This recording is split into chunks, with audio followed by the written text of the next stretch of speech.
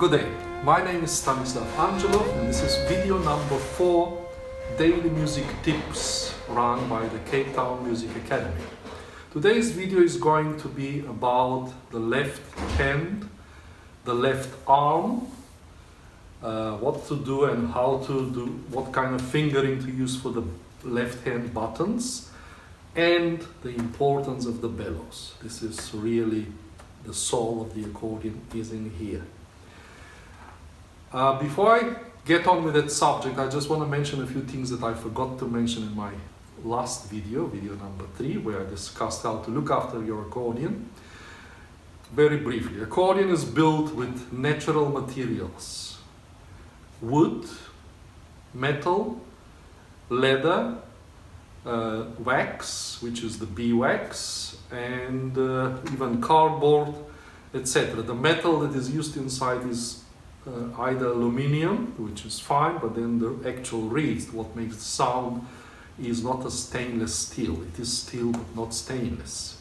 Obviously for a good reason. With the stainless steel you cannot get the same sound.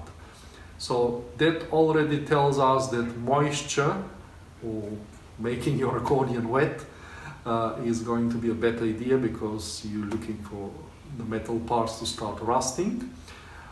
Next thing is the heat. Seeing that you've got all these natural materials, the summer is coming, please don't ever leave your accordion in the boot of your car, because it heats up and the wax starts melting, everything expands, and you have a problem that you did not expect you would have.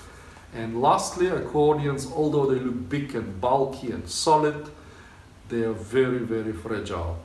Please try to be very careful not to knock them or to drop them, etc., because something will break. And moving on with today's subject.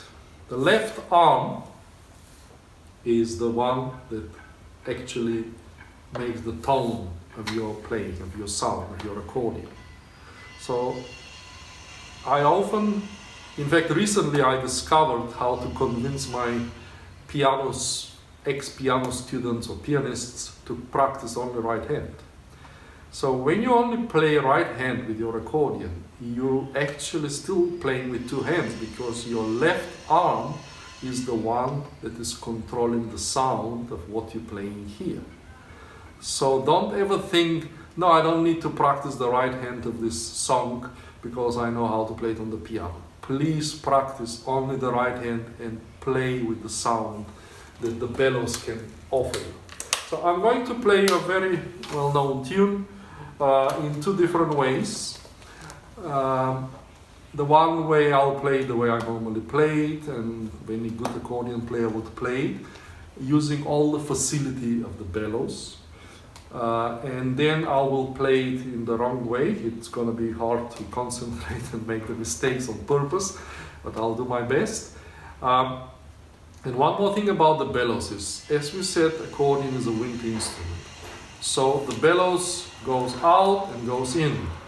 Now, the question always, and the mistake that very, very often happens, especially with people who never took accordion lessons, because this is where you get bugged about what you do with your bellows.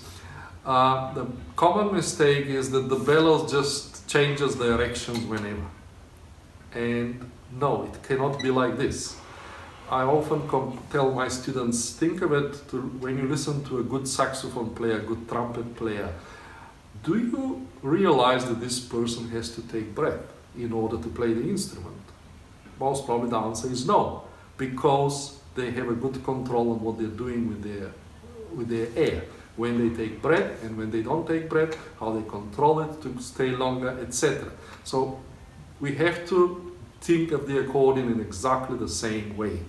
So changing the direction of bellows is the moment when a singer or a wind player will take breath for the next phrase. So in other words, the bellows changes happen according to the musical phrase.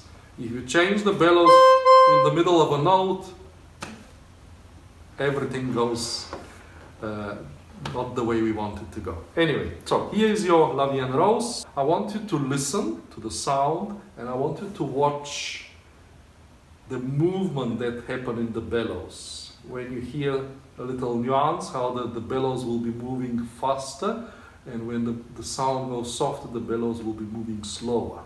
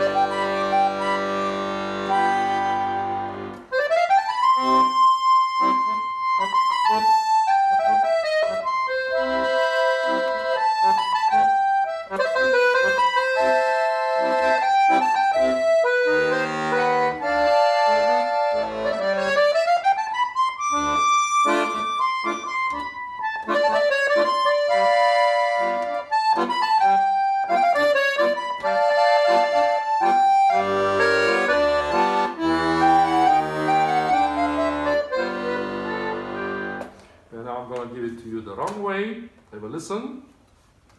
So the bellows will be moving without any changes of speed, and I will change the bellows a few times at the wrong place.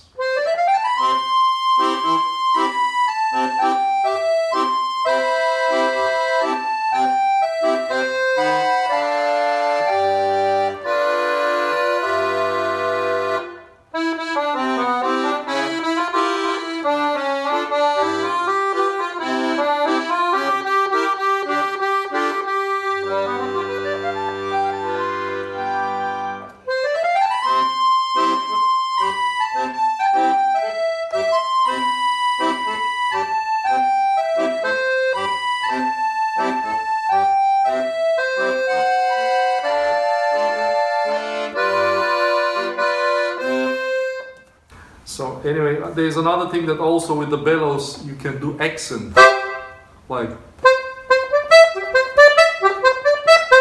So all these things are done with the bellows, with the attack that you apply to the bellows. Or if you want to play.